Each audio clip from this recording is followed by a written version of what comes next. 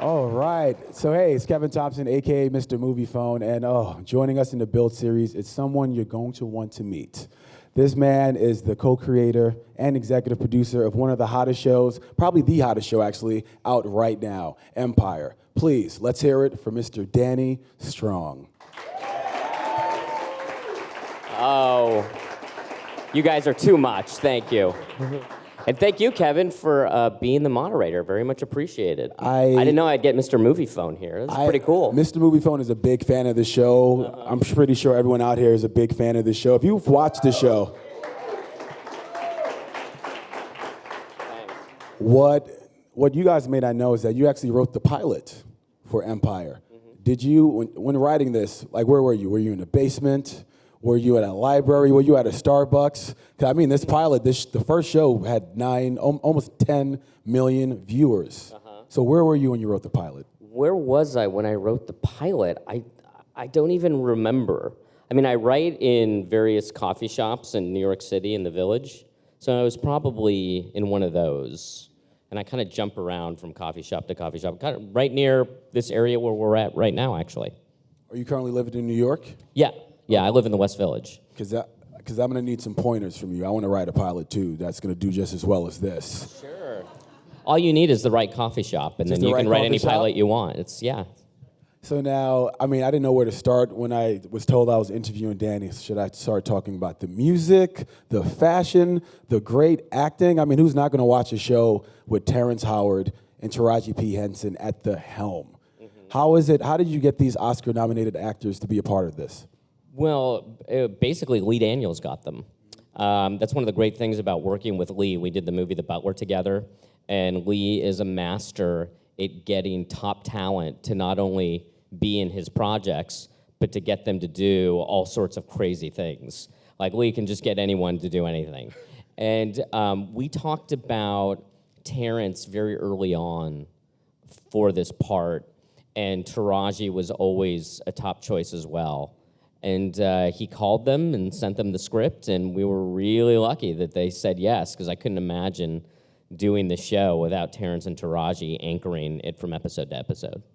Now, I watched the Oscars last night. I'm pretty sure all of you did as well. And Terrence Howard got a bit choked up during his introduction of the Imitation Game. Mm-hmm. Now, on the blogs, everyone's saying that he was probably inebriated.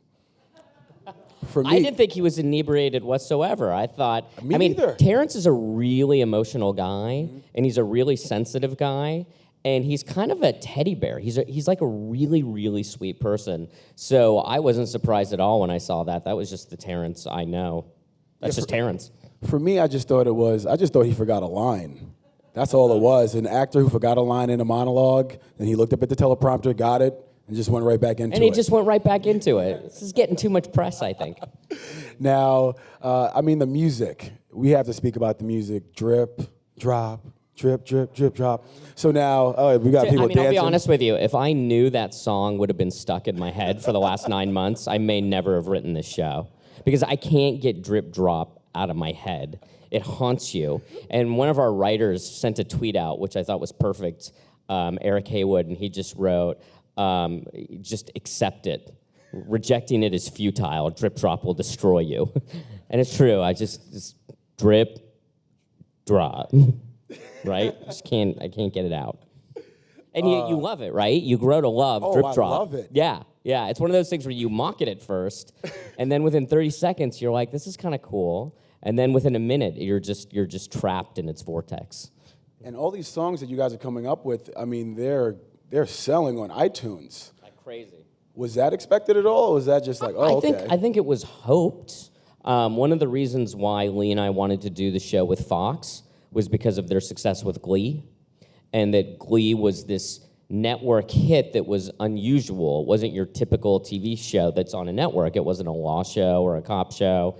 And Glee, I know that the downloads for the songs on Glee were astronomical. So that was certainly an element to the show where we're going to have original songs each week, 2 to 3, and hopefully if the songs are cool, the songs will be successful and they'll be hits in their own right, which will only help the TV show. I think the songs are more than cool. I mean, this is changing the game, period. And I read somewhere that it was important, the actors were talking about how it was important to you guys that these songs were songs that people could actually listen to. They were real songs. They're not like a TV show song, like big hits. So that being said, it must have taken you guys a long time to find those actors. The brothers, the Lyon brothers, to tell us a little bit about that process. Yeah, well, and this goes along with the songs, right? So the TV show is about a family of superstars. So if the music isn't believably fantastic, but believable that these songs would actually play on the radio or that they would be hit songs people would download, then it would undercut the entire reality of the TV show.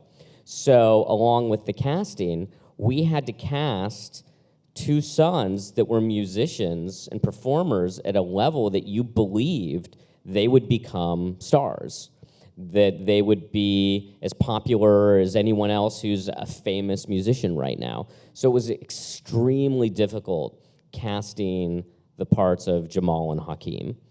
And we looked at a ton of people, and we got really lucky getting Jesse and Yaz, because they're both tremendous actors, and more, I wouldn't say more significantly, but just as important, they're fantastic performer musicians. And in the case of Yaz, he had never acted before. Yeah, it was his first audition. So his very first audition, he got the part of Hakeem, and we brought him in for a test, and he walked in, and there's Terrence Howard sitting there, and he's got to do the scene opposite Terrence Howard. And what a crazy life experience for this kid, right? To fly in from Philly. He was a real rapper from Philly. And we loved him, and Fox loved him. And he did this rap that he wrote himself. And at the very end of the rap, he just turned to the camera, and he went, "Fox." And the Fox executives lost their minds. Like, that's how to get a part, is just yell "Fox" at the end of your audition. I did it too, but it was for HBO, and I totally screwed it up because I yelled "Fox" and I didn't get the part. But whatever. You live and learn. Now I read some... I kind of want to see that audition tape now. I would love to see the audition tape. That's something that would go viral. I read somewhere, I mean, this man's life is changing, Yaz. He said he was at, I believe, a coffee shop of some sort, and a bus of old women came out, and they saw him, and they said, "Hakeem, Hakeem." They all wanted pictures with him, but none of them could work their flip phones. Really? Yeah, they still had flip phones also, so. It's funny, these stories are always elderly women's stories, because Jesse had the exact same story, where he was at something, he came and he was 10 minutes late, and he said, "I am never late, I am so sorry, but I got held up by a line of elderly ladies that all wanted his picture." I was at the airport, and walking by me was Jesse and Yaz. And I'm like, "Hey guys, what's going on?" And they were on the plane going back to Chicago to shoot, and we had only aired one episode. And these two girls ran up to them and wanted a picture with them. And I just thought, and so it begins. Here it is. And I asked them where Trey was, who plays Andre. And they said, "Oh, he's off, waiting by the terminal." And I just thought, poor Andre, always left out. Andre's always the afterthought. Oh, but we love Andre. How do you not love Andre? And by the way, we got so fortunate with Trey Byers, because we looked at a ton of actors, and Trey walked in, and he's a classically trained actor from the Yale School of Drama, which was so perfect for Andre, because Andre went to Wharton, and he turned to us. It was me and Lee sitting in the room, and he just said, "I'm Iago, right?" And I thought, yes, and you have the part. I mean, that's just it in a nutshell right there. Now, Andre's relationship with his wife, Rhonda, it's so wonderful to watch.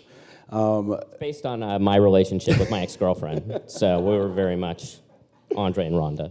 But that being Scheming villainy. Scheming and villainy. Like it's fun to watch. It's just women eat it up. Yeah, and I didn't think women would like that relationship, but they do.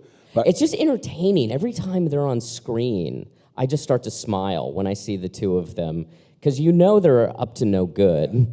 And coming into the last third of the season, we start to subvert that, and it becomes a new dynamic with the two of them, and with just them as characters, as far as adding a whole new dimension to them from what we've established in the first 2/3 of the season. So it gets to be a really interesting arc with the two of them, and particularly with Andre. You're going to see some acting by Trey Byers in the last third of the season that's going to blow you away. Really tremendous work. I mean, that last episode with him, in the shower going crazy. Yeah. I mean, that caught my attention. I was like, this guy's about to... I thought he was going to hit her. Yeah. It keeps going. And how amazing was Caitlin Doubleday in that scene when she's crying and then saying, you're going to take the company even as they're breaking down. Like, she's still on the mission even though their entire world is falling apart. I think they're both fantastic. Moving on from that, what sparked that was Terrence Howard, his character, Lucious, revealing to them what he was suffering from. How important was it for you guys to pick that disease when you were writing it? ALS, 'cause that's what he suffers from. Yeah, it was long before the Ice Bucket Challenge, because I've been getting asked about that, and it was before that. I knew I wanted some type of immune system, of some type of degenerate disease like that. I didn't know what it was going to be. My grandfather had a disease that wasn't ALS, but something that they couldn't identify that ended up crippling him.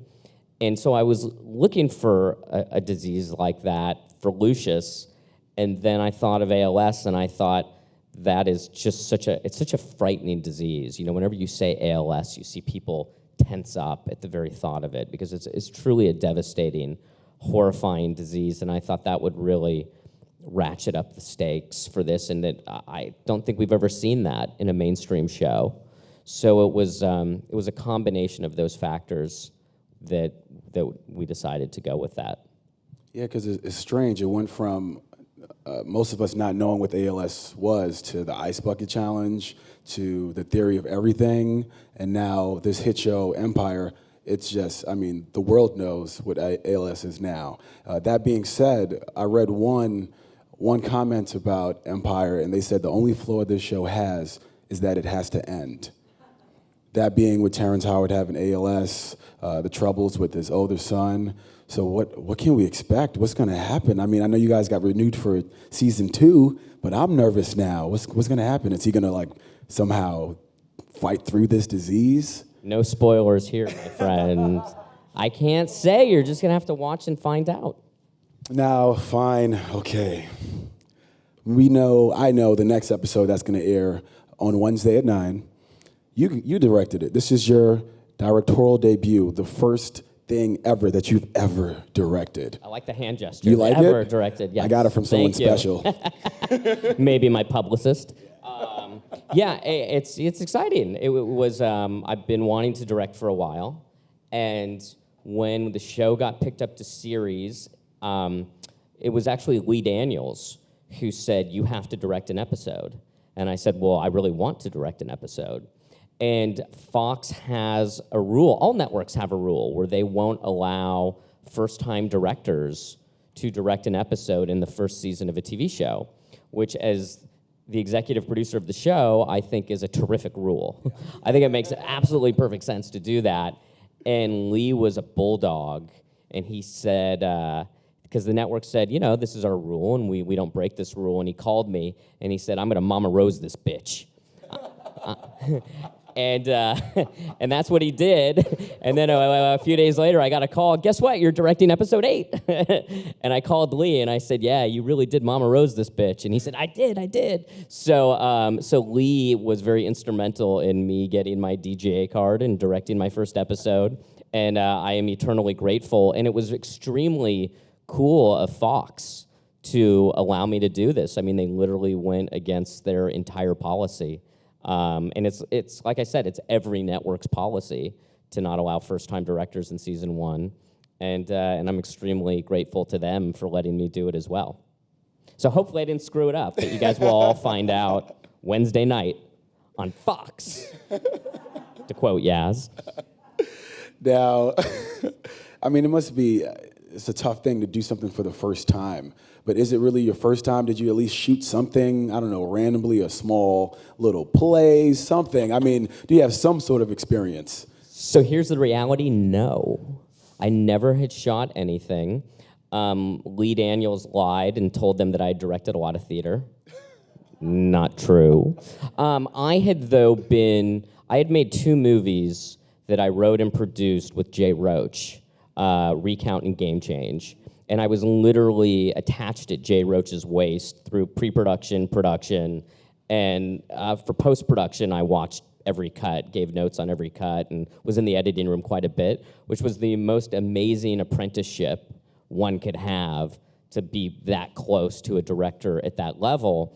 And I thought, well, because of that experience, and because I spent 20 years as an actor on sets, that this would be something that I was very much ready to do. And I will say that I was ready to do it, although being the guy next to the director, helping him, is nothing like being the guy making decisions all day long. And I remember after the first 2 hours, I was sitting there with my eyes wide open, like shell shock. And wow, this is a lot crazier than I thought it would be. And then by the end of day 1, I was actually loving it. And over the course of the shoot, by the end of the shoot, I had learned so much. The learning curve is very steep when you're directing, and you really, because you're, like I said, you're making decisions all day long on the fly. And at the end of the experience, I felt like I had learned quite a bit. Well, I mean, you guys have a winning formula, so I hope you didn't screw it up. Well, you'll find out. You'll find out on Wednesday. I hope I didn't either. I don't think you It'll did. be that we'll go from a 5 share to a 0 share because of my episode. I'll single-handedly be the one that tanks Empire. I doubt it. I mean, No, thank you. Someone yelled no. I doubt it. I appreciate that. I doubt it. I mean, the numbers are strong. They're getting bigger and bigger. The viewing is ridiculous. How is Empire doing right now? And this is your time to brag. Brag about it. How's it doing right now? Yes. What do you mean? I don't even understand how to answer that. You know exactly what I mean. The ratings are It's doing flawless. very good. Yeah, the ratings are, it's really exciting. We are pretty blown away by it all, and not what we were expecting. I thought the show would succeed. I thought people would dig it, but the fact that it's become this pop culture moment is pretty thrilling. And I think for me, it's one of the more exciting responses you can have to a project. To have a project sort of break through in a pop culture kind of way. When I did the movie Game Change on HBO, which was about Sarah Palin, and the film went crazy, and it was just written about and talked about, and I just remember thinking, wow, that's really exciting. I mean, you want the eyeballs, and you want the ticket sales, and you want all those things, but to have it feel like you're becoming a cultural conversation, I don't know if you could really ask for much more in your work besides it succeeding on those other levels too. I mean, at this moment, you guys are only competing with yourselves. You're doing better, astronomically better than every show out there in prime time. The only show you have left to beat is The Walking Dead on AMC, which is ridiculous. Did you ever think, when writing your pilot at this magical coffee shop, that you would have a show that's competing in ratings with The Walking Dead? I think we need to do a crossover of Empire meets The Walking Dead. And we could have like zombies kind of infiltrate Empire Entertainment. I don't think in those terms. Like, I don't think that we're beating people. I think that there's just enough story to go around for everyone, and that I'm just happy that we're having this moment. And I'm also, we're up against Modern Family, right? And yes, we're beating Modern Family, but Modern Family is still doing great. And I think that's really cool, that there's enough to go around for everyone. And that if you put cool stories out there that people are excited about and want to watch, then people are going to watch the stories. And I think at the end of the day, that's all any of us can try and do, is just create stories that interest people and affect people. And in the case of our show, a big part of the show that Lee and I talked about in the earliest stages was taking on homophobia in a really just brutal, head-on way. And I thought, how hip is that for us to take on that subject matter in a network soap opera? And so I love that we have this show that's not only a big hit, that is having this cultural conversation, but is also pretty subversive for what normally is expected from network broadcasting. And I think that's really neat, and I think hopefully there could be some really positive effects. of people watching this show and maybe their mindset shifting on issues that they were, resistant to or troubled by or really had no frame of reference for. And for someone to, say, live in a city or a county that they have no interaction with anyone who's gay, and then week in and week out, they're now attached to this soap opera, and Jamal Lyon is just a character that they love. Well, maybe they'll just have a different point of view on the subject, or seeing Jamal in his relationships and just seeing a gay relationship and realizing that it's not a big deal. There's nothing tabooish about it. It's just him and his boyfriend. I mean, I spent 25 years doing theater, so I've just been surrounded by people that are gay since high school, and everyone I work with is gay. My managers are gay, my agents are gay, and it's just not a big deal. I don't even think about it.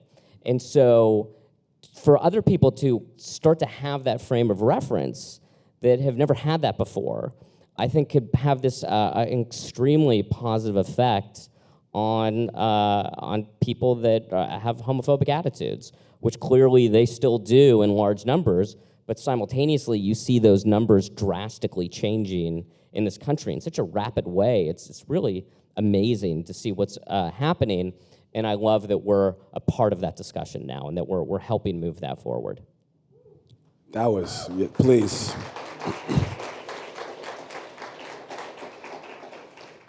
Well deserved. This show has so many different layers to it. You have the homophobia, you have murder, you have fraud. Then there's also this culture of hip hop that's big in the show. And when I watch it, and I know how a lot of the younger people speak, and it's in this show, and I always wonder, is Fox just watching them, like screening every single piece of writing that you put out? Because how many times can you say thought on TV without getting in trouble? Because I know maybe what they don't is. know what that one means. I don't think they know what it means. That one through. I think. Is that it? That's what I'm thinking. I'm like, they have no idea what this means. I think they know, but let's not blow our cover because we've been getting away with it for a while now. I think when we pitched this show, when Lee and I pitched this show to Fox, it was the fall of 2013. And at the time, network television across the board was getting just in the tank. Unless you were CBS and a CSI or NCIS show on CBS, the numbers were low for every network show. And simultaneously, cable was killing it. Game of Thrones, Walking Dead, Breaking Bad, Mad Men, the numbers on those shows were so much higher than network shows, and they were on in less households. So the people we were pitching, particularly at Fox, and then when we sold it to Fox and developed the show for them, it was never with the spirit of, whoa, you're going too far. Whoa, pull that back. It was, I think, a real mentality of, look at where television has gone, that edgy, layered, intelligent material is what is getting the eyeballs. That's what people are watching now, and they were so comfortable with us pushing the envelope every step of the way, and at times we're pushing us to push it. As far as more layers, more depth, they were really terrific partners on the project, both our executives at 20th, which is the studio, and then Fox, the network. We had these executives, Terrence Carter and Michael Thorne, and they're really smart guys, and Lisa Katz, and it was a really positive experience. It wasn't as if Fox was the bad principal that was telling us you can and can't do that. Now, granted, it's Lee and it's me, and so at times we were crossing the line with things, and there was certain language we just couldn't use, but we tried. And wait, tell us what? I can't. I'm not allowed. You can say it here. I can't say those words on the internet. The internet's not ready for it. But it was just overall a positive experience. And I, for one, really dug the idea of doing a hip hop soap opera on network television in which we were restricted by our language, because I thought this is going to really force us to make the stories as dynamic as they can be, because we don't have this crutch of using language that can be very entertaining. I mean, anyone who's seen an HBO show or a David Mamet play knows that the F word can be used in a way that's like it works and it's cool and it's funny or powerful or all these things. And we didn't get that. And it's an organic part of the hip hop world. So there were certain limitations that we had that I found exciting. That like, how are we going to make this believable and not get to use certain words? And Lee was kind of terrified by it. And I just remember, I just kept telling him, yeah, like we don't have a choice. We don't have a choice, so let's just see what we could do. And he kept sneaking certain words into the script, and I would get mad at him. I'd be like, because once we have to take it out, you're gonna miss it, and you're gonna be bummed that it's not there. So let's try not to even do it. And I remember after we did our first screening, the first thing Lee asked some of the people there was, did you miss any of the words, any of the profanity? And everyone said no. And it was a huge relief to us, because that was something we didn't know if it would work. And it was as if, okay, it completely works. I remember Taraji P. Henson said pretty early on, you just don't miss it. You don't even think about it. And that's sort of what I was hoping would be the case, that you don't even think about it. You're just lost in our world. Taraji P. Henson, oh my goodness. She's doing a phenomenal job as Cookie. Is there anyone more talented than her? She's amazing. She's amazing. I knew a couple days into shooting the pilot that we had this breakout character. And Taraji is not only an Academy Award nominated dramatic actress and is just this profound and powerful and extremely expressive dramatic actress, she's also hilarious. And for her to be able to get to use both of her superpowers on one show, I thought, wow, that's gonna be really special. I always told people, I said, if our show takes off, Taraji's gonna explode, and that's what's happened. People seem to really love Cookie. Oh, trust me, people love Taraji even before this. This is just putting her on a bigger pedestal, but we love Taraji. Yeah. Baby boy, come on now. But when it comes to Cookie, I mean, she has some one-liners that just leave you just flawed. Do you write for Cookie? Everybody writes for Cookie. Everyone writes for Cookie? Yeah, everybody writes for Cookie. We got a whole staff that's writing for Cookie. And yeah, a lot of that's scripted, and sometimes Taraji throws her own things in there. The one thing Taraji came up with that is so genius and has become this thing is she came up with Boo Boo Kitty. And that scene in the pilot when she sees Anika for the first time, I had rewritten that moment 10 times. Because I was trying to come up with like the perfect zinger that she would say to seeing Anika the first time. And I just kept rewriting it, and I finally landed on something. And then we were on set, and Taraji got up, and she just looked at her, and she went, Boo Boo Kitty. And I thought, that is the most hilarious thing I've ever heard. And then it was something that the whole writing staff fell in love with. And so then we kept writing it into the script. And we just kept writing Boo Boo Kitty into the script because we all thought that was just the funniest thing we ever heard. And now it's Grace Geely, who plays Anika, who's fantastic on the show. She's not even known as Anika. She's just known as Boo Boo Kitty. So. Wait, could you do your Taraji P. Henson impression one more time? How good was that? It was pretty good. I was doing Taraji P. Henson impression for Taraji P. Henson not too long ago. I was doing some of my favorite lines of hers for her, which I think if you had a camera on would be one of the most ridiculous moments ever. But Taraji was amusing me or humoring me, and she was like, playing along with me as if, this was, I have no idea. But thank you for that. Thank you. I'm glad you enjoyed it. I mean, these characters are so colorful. You must have a favorite character to write for. I don't have a favorite character to write for. I love all the characters. I think they're all really specific, and it's trying to make the most out of all of them. I have a special fondness for Hakeem. I find Hakeem endlessly entertaining. He's very much inspired by Justin Bieber, and there's something about him, just his clothes and his sunglasses and the things he says that are just riddled with this ego that I personally find really funny, and I think he's just doing such a great job with it that you don't think of it as a performance. You're just like, well, that's Hakeem, and I think that's a mark of a really great performance. And what a terrific job he's doing. I think he had you at Fox. That's what it was. I think that's it. I think that's where he nailed it. That's what it was. But you have so many recurring characters on this show. One being Naomi Campbell, Derek Luke. Who are your favorite recurring characters? I mean, these guys are phenomenal. You keep asking me for favorites, because I and want the you to other tell ones me. aren't going to like you. You can't, Just do it. They're not watching. Just say it. No one's watching. I don't really have. I mean, last time I'm like, I don't have a favorite, but it's Hakeem. I don't, right?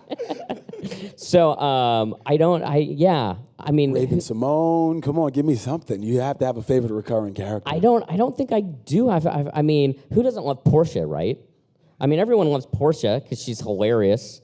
But I think everyone's really delivering for us. And Naomi Campbell, that's a great piece of casting. I think she's doing such a good job, and she's just incredibly sexy, and it's just this cool relationship. And she's in the episode Wednesday that I directed, and so I got to direct her, and she was so cool on set, and just a total pro, and really wants to just do really good work, and she was great to work with. Now, that being said, I mean, you're known as a writer, you're the co-creator of the show, but you also have a lot of acting experience as well. Could you just brag a little bit about your acting experience? I mean, this guy was a part of Buffy the Vampire Slayer. You were a part of Nip Tuck. I mean... who's applauding? I love these applause. Tell us a little bit about your acting and what got you started into acting. What got me into acting? I wanted to be an actor since I was 5 years old. And I would watch movies and I would act them out. And when I was 8 years old, I started sending my picture to William Morris. And I wrote letters to William Morris and then sent them my picture. And I would wait for them. Every day I would come home from school waiting for my response from William Morris. And it never came. It never came. And then I started doing theater in high school. And then I was a theater major in college, and I got an agent. And then after I graduated from college, I started booking jobs. So it was something that I always was working towards for years. So when did writing become a part of your life, become a part of your character? I started writing when I was 25, 26, and basically about a year and a half out of graduating from USC, where I was a theater major, I started working as an actor full-time.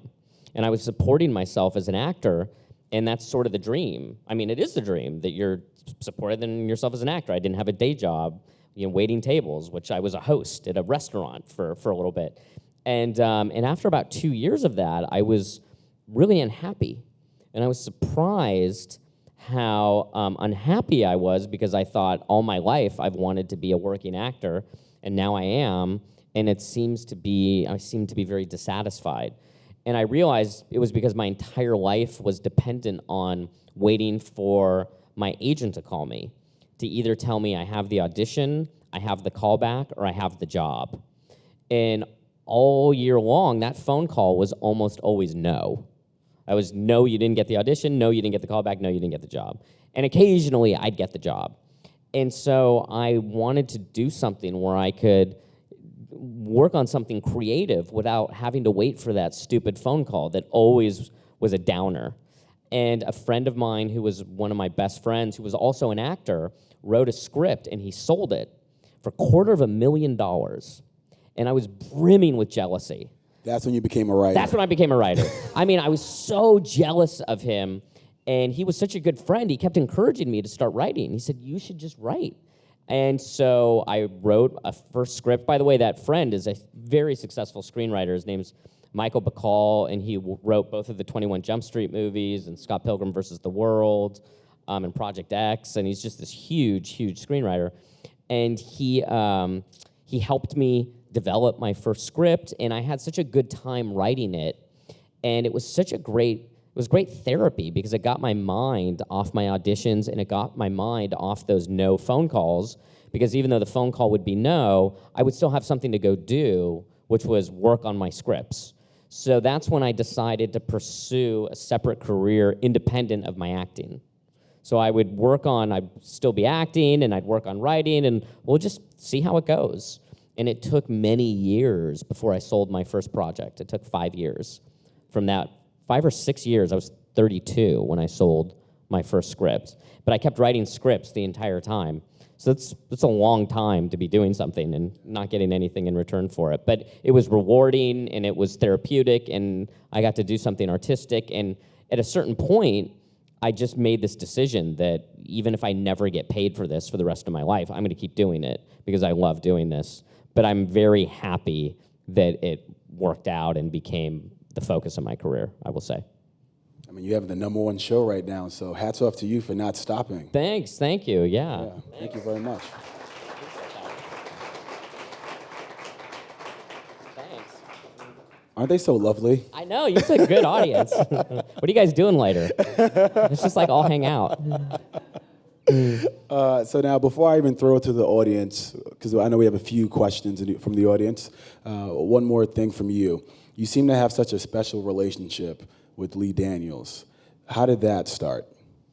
So basically, I wrote the movie The Butler, and then Steven Spielberg read it and said he might want to direct it. And he held on to the script, because that's Mr. Spielberg's process, is it takes him a little bit of time to figure it out. And in that interim, Lee Daniels had read it and loved it and wanted to do it and was praying that Spielberg didn't want to direct the movie. And then literally the day Spielberg passed, Lee met with our late great producer, Laura Ziskin, and just said, I love this, I have to do it, and got the job. And then I met with him I think the next day was my first meeting with Lee about The Butler. And we worked on the script together off and on for the next 3 to 4 years, because that's how long it took to get the movie made. So we became very close during that process, and then making the movie and then releasing a movie is a crazy experience. It's just really intense. And it was during that time that I came up with the idea for Empire as a movie, and I pitched it to Lee, and he called me the next day, and he said, I can't stop thinking about this, but I think it's a TV show and not a movie. And I said, you're absolutely right, and that's when we started talking about the hip-hop dynasty, et cetera. Did I already say that? No? Okay. I'm like, am I saying things? Am I going crazy? Am I losing my mind on AOL right now? So it had been, we've just been working together now between The Butler and Empire for many, many years. And it's a really neat collaboration. I mean, we get along really well, and he's a really charismatic, really entertaining, fun guy to be around. And I think we've done pretty good together. So that's exciting. You kind of light up when you talk about him. Is he your best friend? He's the best friend I ever had. Hi, Lee, you're my best friend. That's amazing. So wait, it could have been Steven Spielberg's The Butler? Doesn't have the same ring. Doesn't have the same ring on it, right? No. Steven Spielberg's The Butler. No. So now, by the way, that's my favorite title of a movie ever. What, Lee Daniels? Lee Daniels, The Butler. I know that when I first started writing it, that's what I named it. Lee Daniels, The Butler. And the fact that we got Lee is amazing. I mean, what would have happened if we had gotten Spike Lee? I would have refused to take that title down. I said, no, it's still called Lee Daniels, The Butler. So, Danny Strong, guys. Danny Strong. So you're the best. You get the you want the first question? I know. So now we're gonna ask audience questions. Just say your name. I'm a Gemini, by the way, and I'm sorry, that's weird. Go ahead. Hi, my name is Venus Adore, and I, too, have a particular fondness for Hakeem. Okay. And if you need to create a love conflict between Camilla and Hakeem, it's Venus. I have a cougar crush, so I could be that one. I love it. For you. So I remember in one episode when Hakeem was hurt and he did the misogynistic rap, and his brother came in and was like, you a punk, if you do that, people are going to talk about you, blah, blah, blah. And that's one of the things that is in the hip-hop community. There's always this conversation about the men being on the down low, and they do little things and hint at what their true sexuality is. And I was wondering, had you been approached by the people in the industry to kind of like, don't disclose our secrets, don't pull the blanket back, and things like that to try to so they could stay that way? Yeah, no one's approached us, but it wouldn't work. I mean, Lee and I no, we don't care. I mean, we're just gonna do what we think's cool. And we have this amazing showrunner, Eileen Chaikin, who created and ran the L Word for many years. And she's a fearless warrior too. And it's why we do this, is to talk about things we want to talk about. And we're not gonna just back down because someone's putting some heat on us. But in this case, no one has. I mean, I've been called a lot of names on Fox News because of my political projects. And it's just, I don't know, it starts to get kind of fun. You're like, oh, they're calling me names again. Look at that, that's crazy. And now I have a show on Fox, so it's full circle, right? Hi, Danny. You've literally had almost every role in the industry, including teaching future generations over at NYU. What's been the most rewarding and the most challenging, and what's been the most difficult transition in between roles? Most rewarding, I can't answer because whatever I'm doing that day is what I'm focused on. And people always ask me, do you see yourself more as a writer or as an actor, as a producer? And it's always just, well, whatever I'm doing that day is just what I'm doing. I do love, the writing I think is the hardest job I've had. And now that I've directed, I still think writing is the hardest job of all the jobs. I think there's something really difficult about it. There's something elusive about it. And it's this creative process that, because you're starting from scratch, even in an adaptation, it's just tricky. What was the second part of the question? I'm sorry.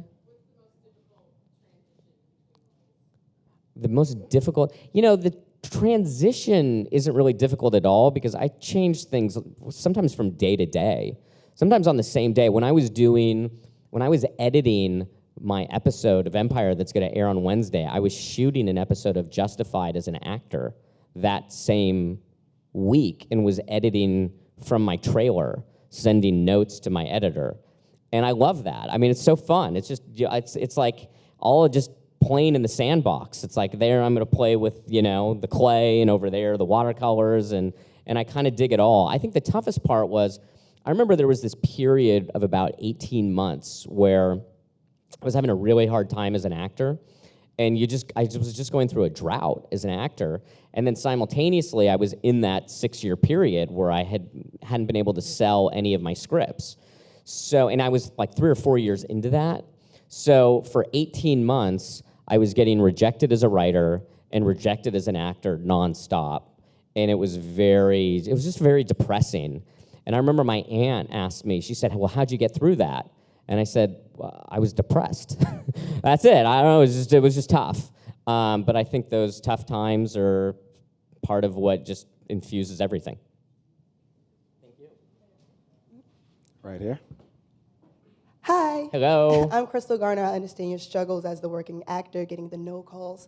Right? The struggle. So right now, I don't know if you know about Black Twitter, but on Black Twitter, I do. You do? Yeah. Okay. So I work on Empire, so anyway, exactly. I know about, okay, thank I know you, about thank Black Twitter. you. So right now, there's a big debate between Power and Empire. They're two different shows. But I truly believe they can coexist. But 50 Cent has had some comments, and he also did say he did watch the show and he enjoyed it. So have you heard his comments? Do you have any comments to his comments? And have you watched Power?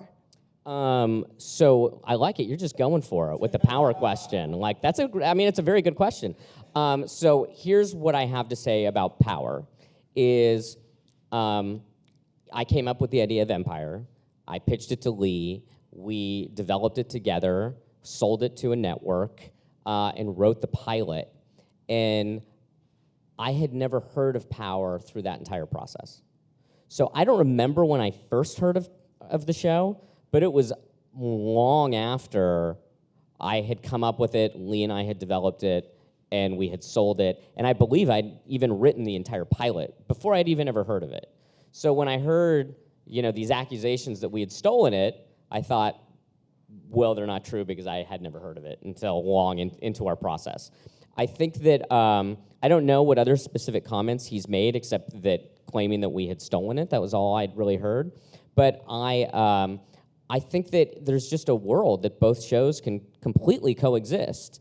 Our show is, I still haven't seen the show yet, but our show is very much a soap opera in the hip-hop world. It's not an expose of the hip-hop world. It's not a docudrama about the hip-hop world. It's a gritty family soap opera that exists in that world.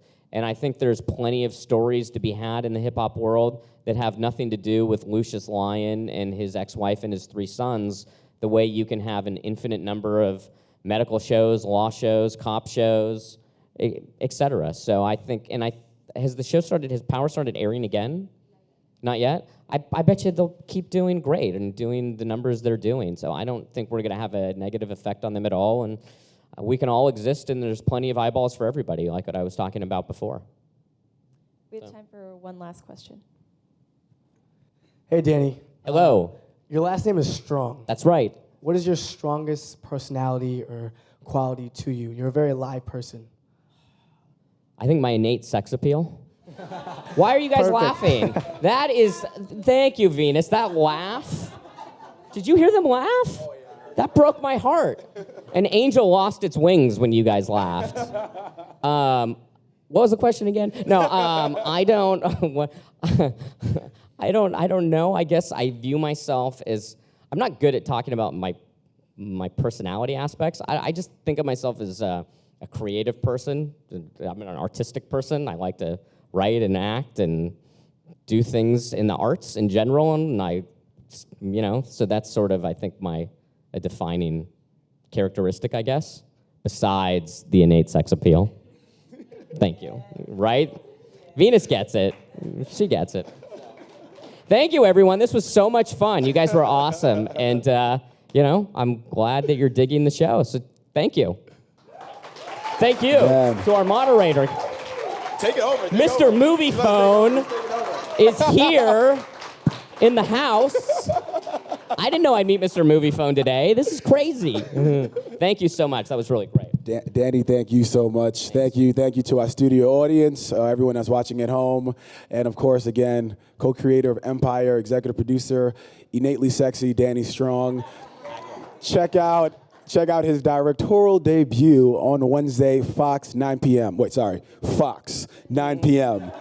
I'm Kevin Thompson, a.k.a. Mr. Movie Phone. Take care.